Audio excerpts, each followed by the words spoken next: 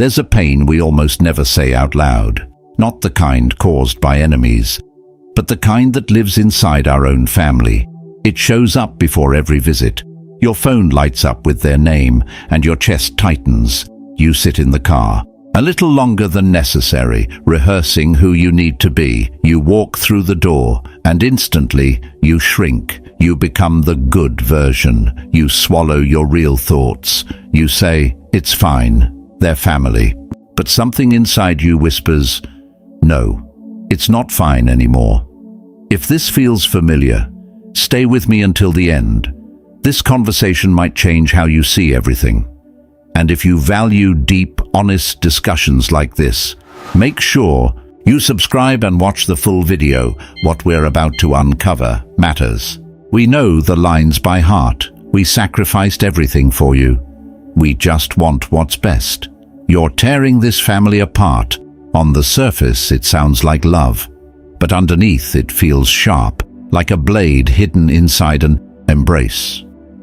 And if we're honest, we hear the message beneath the message: you don't belong to yourself, you belong to us. So we stop choosing what we truly want. We start choosing whatever keeps the peace. We aren't living, we're managing reactions.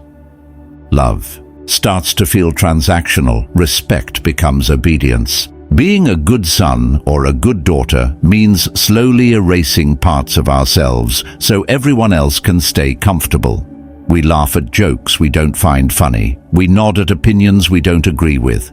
We perform our assigned role at the dinner table, and later, alone in bed or driving home, the anger rises, not just at them, at ourselves, for how small we allowed ourselves to become.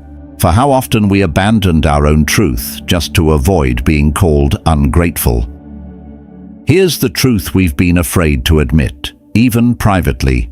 Family is not ownership.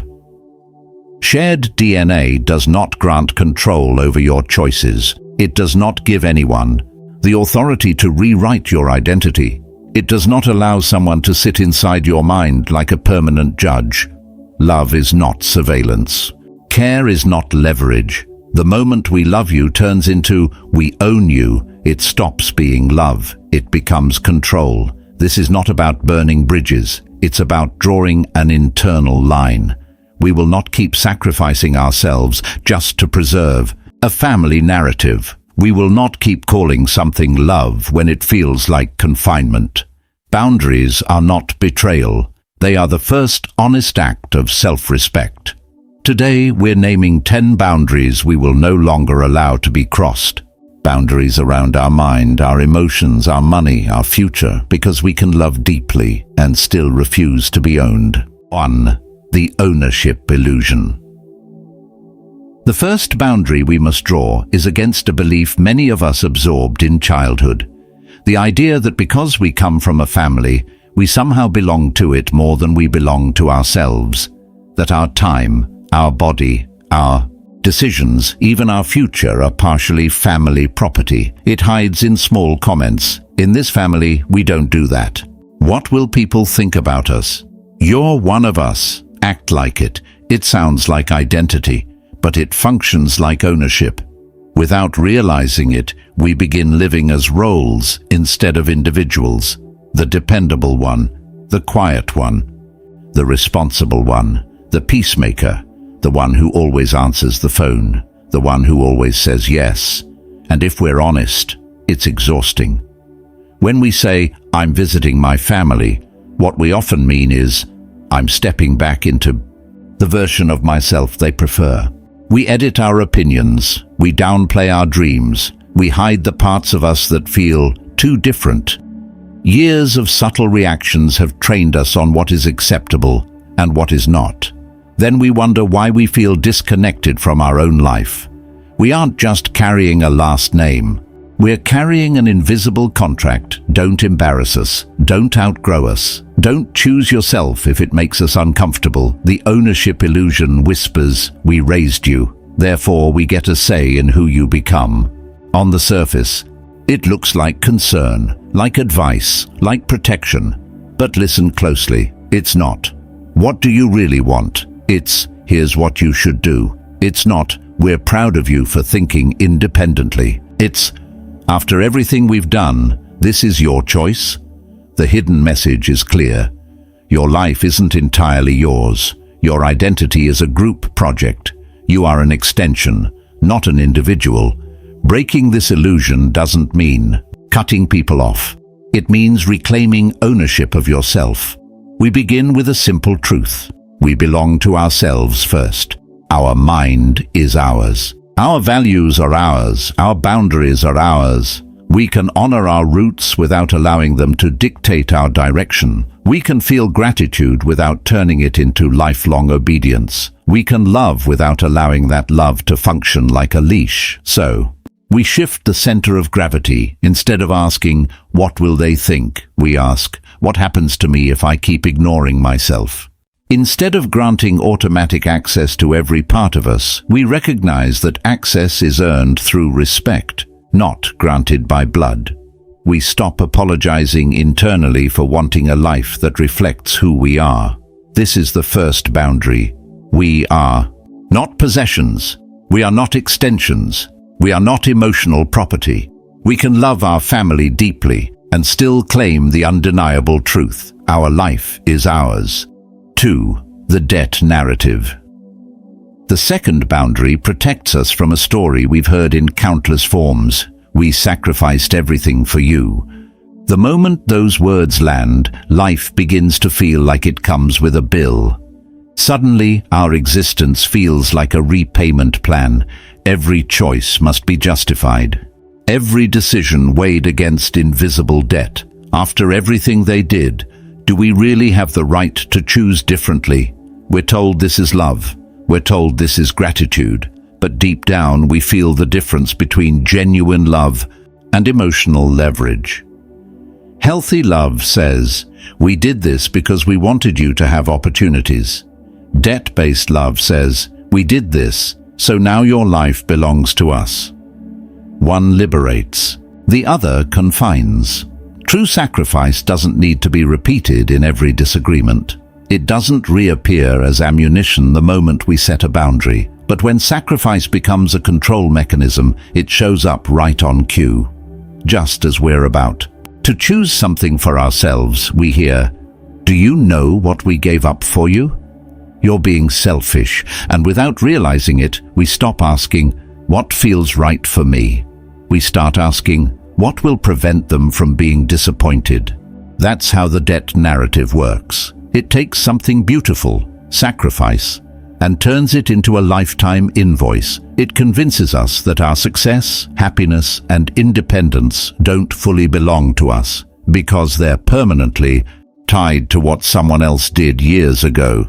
If we're not careful, we live in a constant state of apology, apologizing for growing, for evolving, for wanting more, for not returning our entire future as repayment for the past. But here's an uncomfortable truth: we did not request to be born. We did not sign a contract as children promising to repay every hour, every dollar, every effort with our identity.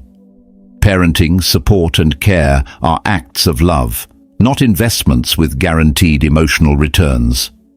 Gratitude is chosen freely, from the heart. Obligation is imposed from the outside, and when we confuse the two, we lose ourselves. We can sincerely appreciate everything that was given to us and still refuse to live as if we are permanently indebted. Both can exist at the same time. We can offer kindness. We can give support. We can show up and help, not because we're obligated, but because we genuinely choose to. That's what healthy gratitude looks like. Voluntary, freely expressed, not pressured, not manipulated. So we begin questioning the script running quietly in our minds. Whenever guilt shows up after we make a decision that protects our peace, we pause and ask, am I actually doing something wrong? Or am I simply breaking a pattern where my life was never fully mine? When we hear, we sacrificed everything for you, we can acknowledge the effort, without accepting the hidden contract attached to it. Yes, there was struggle. Yes, there was effort. Yes, there may have been real pain, and still, our life does not become collateral. We belong to ourselves, even if others helped us get here. Our future is not a refund. Our happiness is not a receipt to be handed back. If sacrifice is authentic, it doesn't chain us, it empowers us. The most powerful way to honor what was done for us is not by shrinking ourselves to maintain comfort, but by living fully, by becoming whole, by choosing based on our values, not their fears. So we draw a quiet but firm line. We will not allow sacrifice to be weaponized against our growth. We will not let every dream, boundary, or step toward independence be labeled as ingratitude. We can remember our roots without turning them into permanent emotional debt. And when guilt still surfaces, because sometimes it will, we face it calmly and remind ourselves, gratitude is something we choose to feel and express. Obligation is something imposed on us. We are allowed to accept the first and refuse the second. 3. Fear disguised as protection. There's a phrase many of us have heard countless times. We're just worried about you. We don't want you to get hurt. We're trying to protect you. On the surface, it sounds caring, but underneath, it often feels heavy. Not because protection is wrong, but because we sense that what's being protected isn't our well-being, it's their fear. If we look closely, much of what gets labeled family advice is often generational. Anxiety dressed up as wisdom. Don't start that business. It's too risky. Don't move that far away. Don't leave that relationship. You'll regret it. It sounds like guidance, but the underlying pattern is familiar. Stay close. Stay safe, stay predictable, stay small. The boundary we need here is simple and difficult. Their fear does not get to define our future. Most of the time, this fear has history behind it. Maybe they took a risk once and failed. Maybe they grew up in scarcity and still feel like security can disappear overnight. Maybe they were criticized for dreaming bigger, so they learned to call playing small being realistic.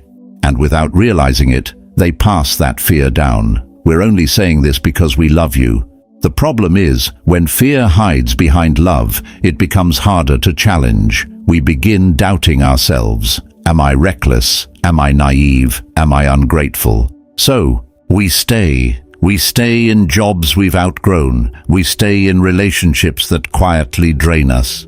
We stay in lives that make them comfortable, while we lie awake wondering what would have happened if we'd taken the chance. The boundary here isn't between family and independence. It's between love and control. Healthy protection says, "These are the risks I see. I trust you to decide." Projected fear says, "These are the risks I see. Therefore, you don't get to decide."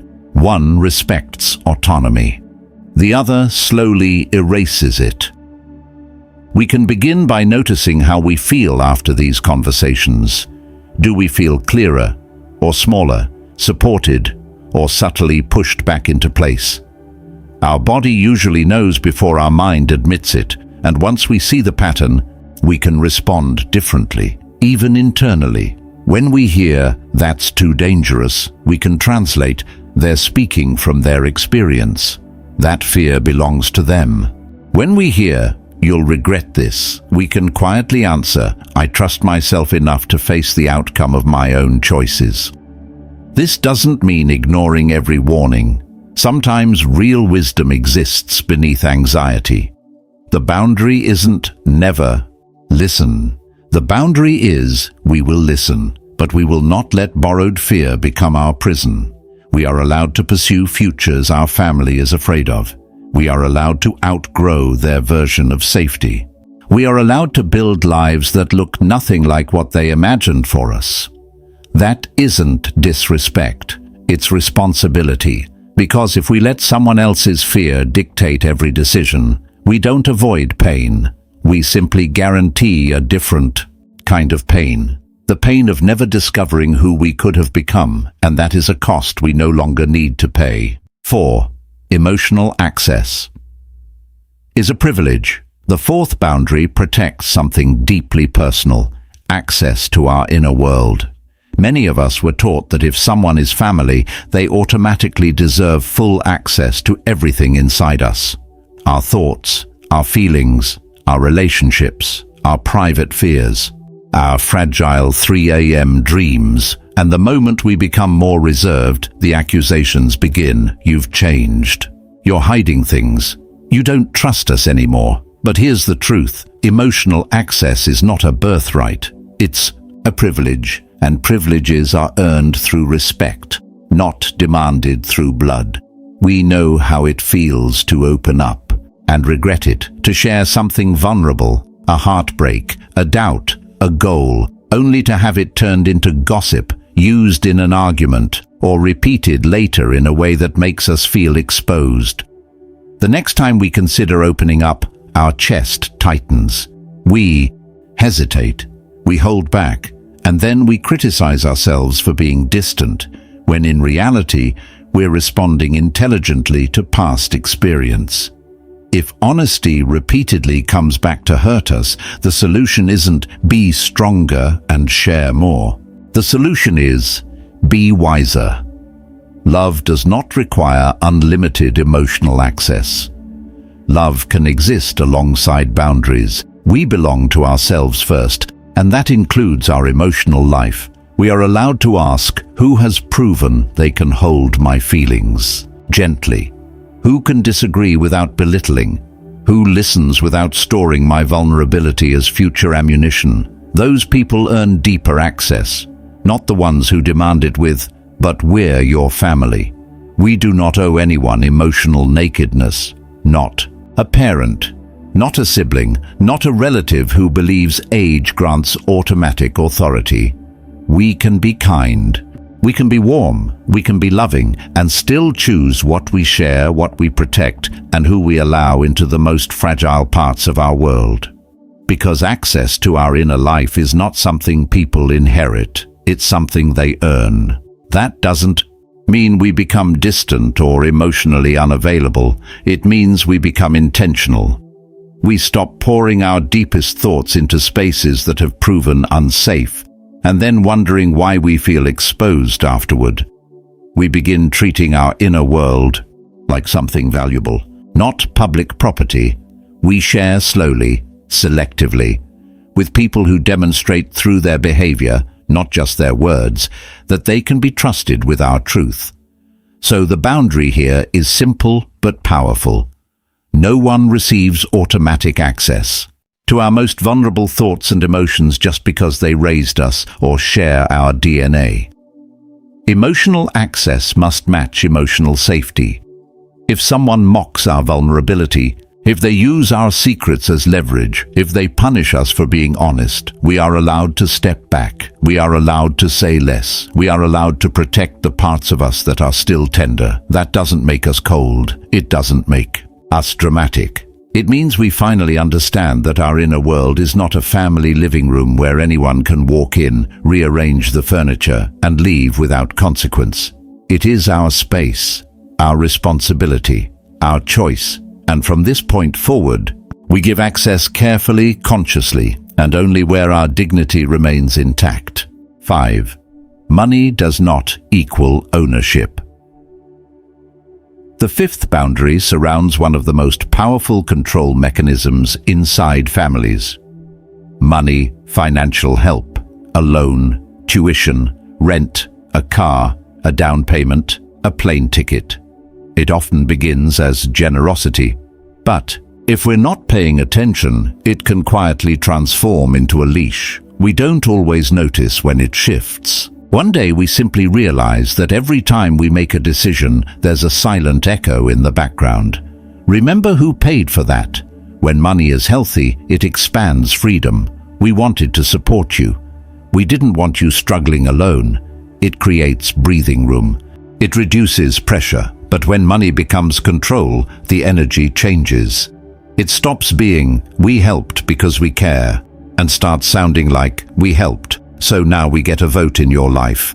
The financial support remains, but our autonomy starts shrinking. We feel it when we share a new idea or direction, and the conversation suddenly pivots to reminders of past expenses. after everything we've spent on you. And this is what you're choosing. The message underneath is clear. Our money bought influence over your identity, and if we're not careful, we internalize that message. We begin acting as if financial assistance automatically grants moral authority. But we need to tell ourselves something clearly, even if we never say it out loud. Support is generosity. It is not ownership. Money transferred into our account does not transfer control over our soul. If someone chooses to give, that decision belongs to them. What we do with our life belongs to us. That doesn't mean entitlement. It doesn't mean disrespect. We can deeply appreciate every sacrifice and every dollar. The boundary is not against help. The boundary is against lifelong leverage. Because when every disagreement is haunted by who paid for what, we're no longer in a relationship, we're in a contract. We also need honesty with ourselves. Sometimes we accept financial help because it makes things easier in the moment, and we ignore the hidden cost, the constant input, the subtle interference, the expectation that we now live in a way that satisfies the investor. Part of this boundary is practical. If we don't want someone to feel entitled to our choices, we must be cautious about what financial strings we allow into our lives. We are allowed to say no to money that comes with invisible chains. We are allowed to choose a smaller apartment, a modest lifestyle, a slower path. If that means preserving our independence, then peace of mind may be worth more than any gift that never stops reminding us it exists. And if we're already in this dynamic, already receiving support, already hearing the reminders, we begin internally. We stop translating "I helped you" into "I own you." We remind ourselves they chose to give. I chose to receive. That does not erase my right to direct my own life. If guilt appears, we can feel it. Without handing it the steering wheel, we can gradually move toward greater independence, not from ego, but from clarity. Maybe we take on more responsibility. Maybe we repay what we can, not because we're required to, but because it restores equality. Maybe we simply stop defending every decision as if we're on trial for misuse of funds. The boundary is clear. Their money does not purchase our identity. Their support does not grant permanent authority over our choices. We can honor the help without surrendering who we are becoming. We are not an investment portfolio. We are human beings with one life, and we are allowed to protect that life. Even if it means declining support that feels more like control than care. 6. Brutality is not honesty. The sixth boundary addresses something many of us were conditioned to tolerate, the belief that harshness equals truth. We're just being honest. Someone has to tell you the truth. If we don't say it, who will? It sounds righteous, almost courageous, but pay attention to how you feel afterward. You don't walk away clearer, you walk away diminished. Many of us were taught that criticism from family must be accepted without question, that if it's wrapped in, "I'm only saying this because I care," we lose the right to challenge the tone, timing, or delivery, so we swallow comments that cut deeply about our body, our career, our relationships, our personality. You've let yourself go. You're not serious about life. No wonder that didn't work out for you, all labeled as just being real. But truth does not require humiliation. Honesty does not require stripping someone of dignity. What we're often experiencing isn't clarity, it's aggression disguised as concern. Our body knows the difference. Real honesty, even when uncomfortable, feels grounded. It might sting, but it offers something constructive. Brutality leaves us shaken, ashamed, disconnected from ourselves. We don't feel guided, we feel attacked. Some families use "I'm blunt" as a free pass for cruelty. That's just how we are. We say it like it is. But if how we are consistently leaves us feeling worthless, that isn't authenticity, it's emotional carelessness. It's easier to criticize harshly than to speak with care. Easier to unload frustration than to communicate with respect. We are allowed to stop normalizing that dynamic. Honesty crosses into brutality when three elements disappear: timing, intention, respect. If someone chooses our most vulnerable moment to deliver their truth, if their goal is to win, dominate, or regain control, if their tone carries contempt, that isn't growth, that's weaponized truth. So the boundary becomes clear. We will no longer accept attacks on our worth disguised as honesty. Family does not receive a special license to wound us more deeply and call it love. This doesn't mean rejecting feedback. We still need people who can challenge us with care, who can point out blind spots, who can say, "You're capable of more," without tearing us apart. But there is a new standard now, a line, and on one side of that line is truth delivered with dignity, on the other side is cruelty, and we no longer confuse the two. We can begin by checking in with ourselves after those conversations end. Do we feel steady or shattered? Do we feel understood, even if we were challenged or reduced to our worst moment? Did they speak to us or at us? Was the energy, "I want to see you grow," or was it, "I need to remind you where you stand"? Once we recognize the pattern, our response can change. It may not start with a dramatic confrontation. It might begin quietly, internally. The next time someone says, "I'm just being real," right after delivering something cruel, we can correct it inside ourselves. No, that wasn't honesty. That was disrespect. We stop absorbing every harsh sentence as truth. We begin filtering it through a better question. Was this spoken with care or with contempt? If it's contempt, we are allowed to detach from it emotionally, even if we can't fully escape it yet in practice. Over time, that internal shift becomes external clarity. Maybe we change the subject. Maybe we end the call. Maybe we calmly say, "I'm not okay with being spoken to like that," and we don't follow it with a 5-minute defense. Yes, we may hear the predictable responses. "You're too sensitive. You can't handle the truth." That's part of the old script. But we are no longer required to play our old role in it. Sensitivity is not weakness, it's awareness. If our nervous system keeps sounding the alarm, the solution is not to silence the alarm. The solution is to step away from what's triggering it. We can value truth and reject humiliation. We can want growth and refuse emotional violence. Those are not opposites. In fact, the most powerful growth comes from people who can tell us difficult truths without attacking our dignity. So the boundary becomes clear. Love does not humiliate.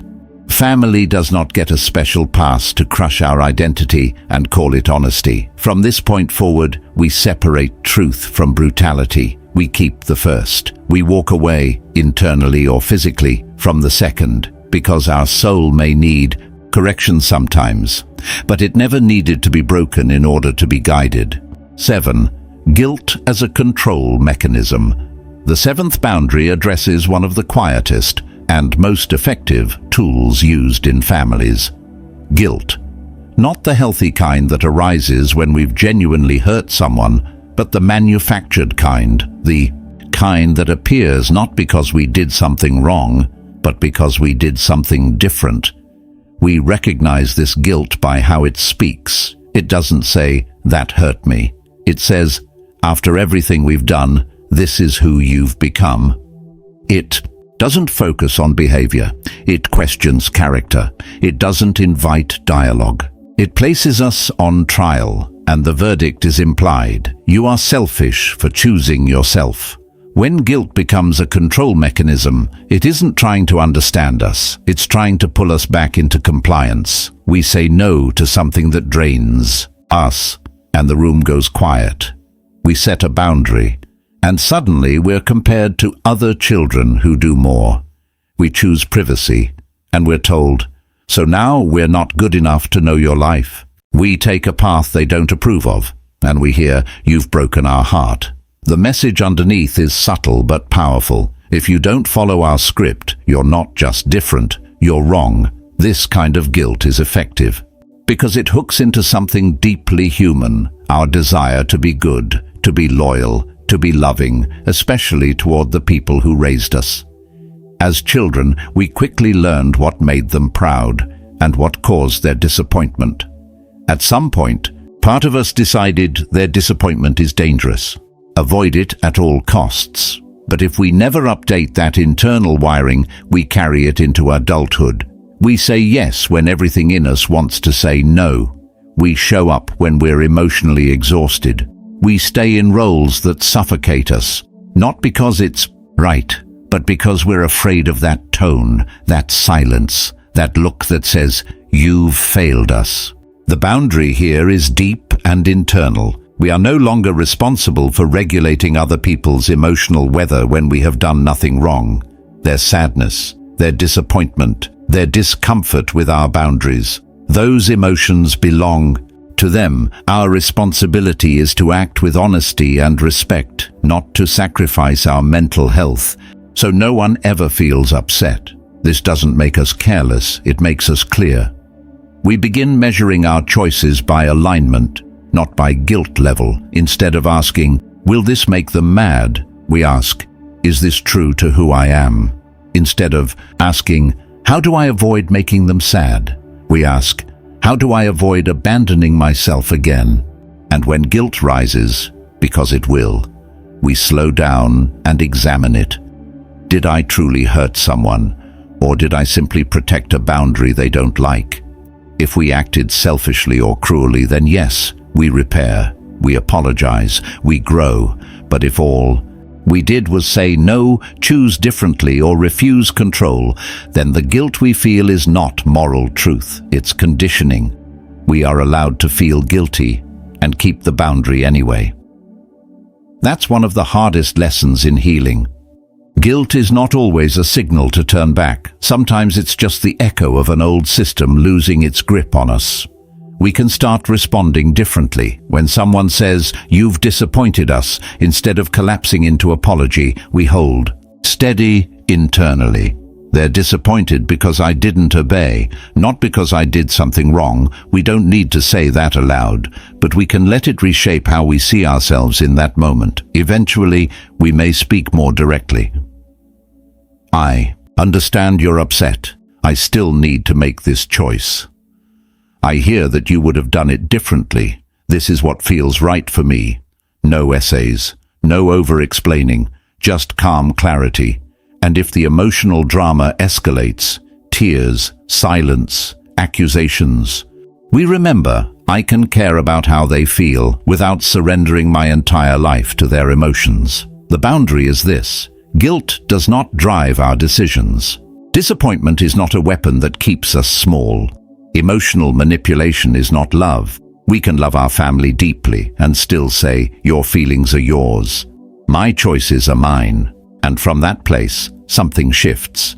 We stop organizing our life around avoiding upset. We start organizing it around avoiding self-abandonment. 8. Your life is not a redemption. Arc, the 8th boundary, challenges a subtle but heavy pressure many of us carry. The expectation that our life exists to fix what broke in theirs. It's rarely spoken directly, but we feel it. In the way certain careers are pushed. In the way certain choices are praised. In the way deviation feels like betrayal. Beneath it lies an unspoken message.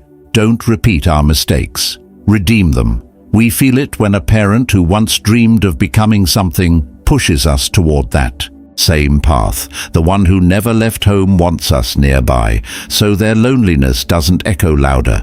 The one who settled too soon wants us to do it right. The one who never chased a dream tries to live it through us. Slowly, without naming it, we stop writing our own story. We begin performing in a sequel to theirs. We hear phrases like, "Don't waste the opportunities we never had. You have to succeed where we couldn't. Our name must mean something through you." At first it can feel empowering, important, almost noble, But underneath, there's weight, because now our life isn't just about our joy or growth. It carries the emotional burden of everything they didn't become, and that's where the boundary must be drawn. We can honor their story without turning ours into a correction of it. We can feel compassion for their regrets without letting those regrets design our future. Their unfulfilled dreams are real. Their pain is real. Their sacrifices are real. But none of it is ours to repair. We were not born to complete someone else's unfinished chapter. We were not sent here as a second chance walking on two legs. We have one life, and it belongs to us. Your life is not a repair project for someone else's broken dreams. Read that again. You were not born to clean up the emotional debt of the generation before you.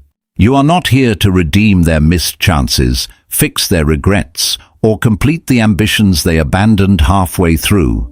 If this message resonates with you, stay until the end, because the last boundary may completely change how you see family loyalty. And if you value content that challenges you to think deeper and live stronger, make sure you subscribe and watch this video all the way through. Now let's begin. Your existence is not an apology for their past. When we shape our decisions around the need to compensate for someone else's disappointments, we don't eliminate suffering. We simply exchange their sadness for our quiet resentment. It shows up subtly. We hesitate before choosing the career that excites us because a voice whispers, "They won't understand." We stay in a relationship that looks acceptable on paper, but feels wrong in private because it fits the image they had in mind. We pursue stability instead of passion because it sounds more respectable at family gatherings. Years pass. The photos look impressive. The resume looks solid. The outside appears successful, but when we're alone, something feels misaligned. The turning point begins with a quiet truth. Their healing is not our responsibility. Their unrealized ambitions are not our assignment. Their story belongs to them. To process, to grieve, to redefine if they choose. Our responsibility is different. Our responsibility is to live a life aligned with who we truly are. This doesn't mean dismissing every hope they had for us. Sometimes their wishes overlap with what genuinely benefits us. The real question is about the source. Are we choosing this path because it reflects our values, or because we're afraid of being labeled a disappointment? Are we moving forward because something inside us feels alive, or because we fear breaking someone's expectations? We are allowed to step outside the script they imagined. We are allowed to choose work they don't fully understand, to live in a city they never pictured, to move at a pace that doesn't match their timeline. We can respectfully acknowledge what they wanted and still say, "I need to follow what's true for me." The boundary starts internally. Whenever we catch ourselves thinking, "I have to do this so they'll be proud," or "I need to prove they didn't fail as parents," we pause and we ask one simple question: what do I actually want, separate from their expectations? At first, that question feels selfish, especially if we were raised to function as an extension of the family identity. But it's not selfish, it's honest. The moment we stop treating our life as a redemption arc for someone else, something shifts. We begin to see our parents and relatives as human beings with unfinished stories, not as authors of ours. We can love them. We can learn from them. We can honor what was useful, and we can still decline the role they assigned us. We are not here to correct what they couldn't fix. Our life is not the sequel to their regrets. It is its own story, and we are fully allowed to write it ourselves. 9. The strength of a calm no. The 9th boundary revolves around one of the simplest words in the English language and one of the hardest to say to family. No.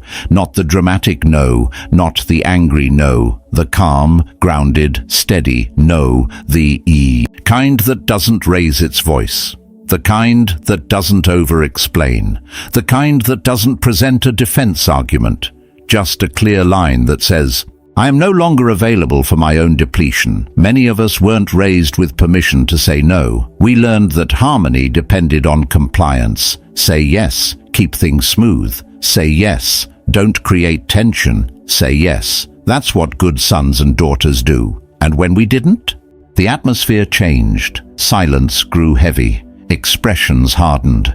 We were no longer just disagreeing. We were labeled ungrateful, disrespectful, difficult. So we adapted, we overcommitted, we tolerated hurtful remarks, we accepted responsibilities we couldn't afford, emotionally or financially. We showed up exhausted because disappointing them felt scarier than burning ourselves out.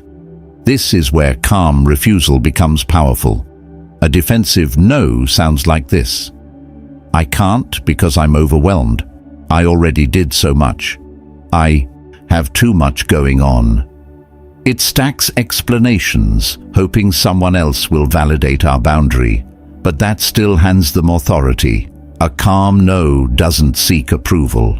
It sounds like, no, I can't, or simply, no, I won't be able to, and then it stops talking. No emotional performance, no courtroom speech. The strength isn't in the word itself, it's in the energy behind it. Centered, unapologetic, not aggressive, not guilty, clear. The first time you do this, resistance may follow. You've changed. You think you're better now? This isn't how you were raised. That reaction is predictable. When you've always been flexible, your stability feels like rebellion to those who benefited from your bending. But your task is not to manage their reaction. Your task is to remain steady. If you explode, the focus shifts to your tone. If you stay calm, the focus remains where it belongs, on your boundary. Calm refusal isn't cruelty. It's not punishment. It's not revenge. It's recognition. Your time is limited. Your energy is finite. Your identity is not up for constant negotiation. Sometimes the most powerful move is saying no and allowing the silence to exist without rushing to fill it.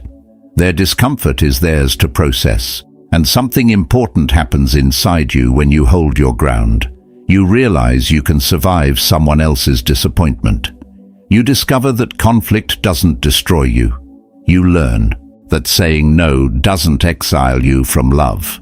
Over time, your nervous system absorbs a new truth. Refusal does not equal rejection. Boundaries do not equal betrayal. You can care deeply and still decline what drains you.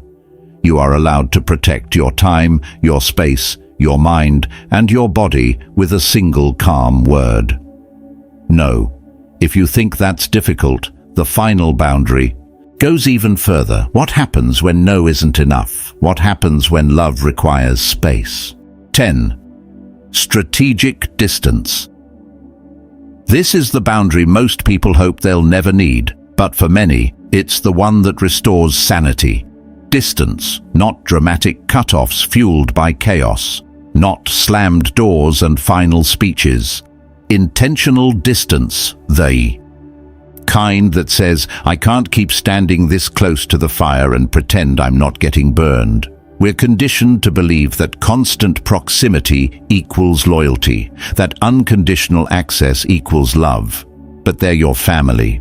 As if biology automatically cancels repeated harm. As if shared DNA overrides emotional erosion. So we stay, we endure, we minimize, we tell ourselves it's not that bad. Meanwhile, our body tightens before every phone call. Our chest grows heavy before every visit. Strategic distance begins. When we stop denying the impact, it's not betrayal to admit something hurts. It's not cruelty to recognize that repeated boundary violations are costing you peace. Sometimes the most honest sentence you can say to yourself is, I can love them, but I can't stay this close and remain healthy. Distance doesn't always mean permanent separation. Sometimes it's emotional distance, sharing less, reacting less, refusing to internalize every comment. Sometimes it's physical distance, shorter visits, clearer time limits, leaving. when the energy shifts instead of enduring it to prove toughness. Sometimes it's temporal distance, more space between interactions so your nervous system can reset. That's why it's strategic. It's not about punishment. It's not about proving a point. It's about designing a level of contact that allows you to remain grounded, clear-minded, and intact. You can love someone and adjust access. You can care and still create space, because the goal isn't separation. The goal is self-preservation. And sometimes stepping back is the most responsible move you can make, not only for your peace, but for the possibility of a healthier dynamic in the future. Even considering distance can trigger guilt. The old programming activates immediately. You're abandoning them. You're tearing the family apart. You owe them more than this. But if we sit still long enough, beneath the guilt there's another emotion trying to surface. Relief. The possibility of waking up without emotional fatigue. The possibility of no longer replaying the same arguments in our head. The possibility of remembering who we are when we're not constantly bracing for the next impact. Strategic distance carries a simple truth. Closeness is not proof of love. Peace is. You can sit across from someone at the same dinner table and feel completely alone. You can live miles away, speak less often, and still carry sincere care in your heart. Love isn't measured by how much tension we can endure. It's measured by how authentically we can show up without erasing ourselves. Sometimes distance is the only lens that reveals what's actually there. When we stop over-functioning, stop over-explaining, stop being the one who always initiates, fixes, smooths, absorbs, we begin to see clearly who reaches out with curiosity instead of criticism, who respects space instead of panicking when access is reduced, who wants connection and who simply wants control. We don't have to announce this shift, no dramatic speech, no long message explaining every wound. We simply begin honoring what our body has been signaling for years. If every interaction leaves us anxious, ashamed, or emotionally drained, we adjust our distance the way we would pull our hand away from a flame. Not because we hate the fire, but because we'd like to keep our skin intact. Some people will call that selfish. They'll say, family is everything. But here's the uncomfortable truth. If family is everything means we are nothing, then something is deeply broken, and we are allowed to step back until we can exist as a whole person again, not just a character in someone else's emotional drama. Strategic distance is not anti-love. Sometimes it is self-respect, and sometimes, strangely, it even becomes a healthier form of love for them. Because when we stop showing up resentful, depleted, and hollow, we stop fueling the dysfunction. We stop pretending everything is fine. We stop playing the role. From that honesty, whether they accept it or not, we begin living differently. This final boundary is quiet but transformative. We permit ourselves to step back as far as necessary, for as long as necessary, to heal. What constant exposure kept reopening. We can still wish them well. We can still respond in true emergencies. We can still treasure the good memories, but we no longer sacrifice our mental stability just to prove we are good family. Because protecting our inner world is not betrayal. It is the first act of loyalty to the one person we are guaranteed to live with forever, ourselves. There comes a moment in this journey when the question changes. We stop asking, am I a bad person for feeling this way? And we start asking something far more honest. How much of myself am I willing to lose to keep everyone else comfortable? That's what boundaries are really about. Not rebellion, not disrespect, not becoming cold. They are about breaking a pattern we've been trapped in for years. The pattern of abandoning ourselves in the name of love. The pattern of mistaking guilt for loyalty. Of confusing control with care. Of equating self-erasure with goodness. At some point, we were taught that being good meant being endlessly available, endlessly agreeable, endlessly forgiving, regardless of the cost, and the cost has been enormous. Drawing these 10 boundaries is not rejecting love. It's rejecting the versions of love that suffocate us. It's refusing manipulation disguised as sacrifice. Refusing emotional debt disguised as duty. Refusing humiliation disguised as honesty. Refusing guilt used as a leash. We're not becoming hard, we're becoming clear. Clear that our mind belongs to us, our body belongs to us, our time, our energy, our emotional world belong to us first. Maybe part of us is still shaking. Maybe we can already hear the familiar accusations. You've changed. You think you're better now. This isn't who you used to be. And maybe for the first time we can answer, even if only internally, yes, I have changed. I stopped confusing self-erasure with love. That isn't arrogance. It's finally understanding that love requiring our disappearance is not sustainable. From here forward, we don't need dramatic exits. We don't need to burn bridges or convince anyone that our boundaries are justified. We simply live them. We speak less where it isn't safe. We stop paying guilt we never agreed to carry. We say no without attaching a 5-paragraph explanation. We create distance when closeness repeatedly causes harm, and we allow 2 truths to exist at once. We can love them, and we can love ourselves. Enough not to let them undo us. If there is one truth to carry from all of this, let it be this. Being a good son, daughter, sibling, or relative does not require self-destruction. True loyalty begins with not betraying yourself. Real love, even within family, is only authentic if you are allowed to exist inside it as a whole person, with a spine, with needs, with limits, with a life that belongs to you. So maybe tonight, or whenever this settles in, you ask yourself one quiet question. Which boundary has my soul been asking for? Not all 10. Just one. One line you've known for years you needed to draw, but were too afraid to. Start there, calmly, gently, without drama, but with an inner steadiness that says, this is where I stop disappearing. You do not owe anyone your self-destruction. You owe yourself the opportunity to build a life where love and dignity can stand in the same room, and from this point forward, that is the life you are quietly choosing.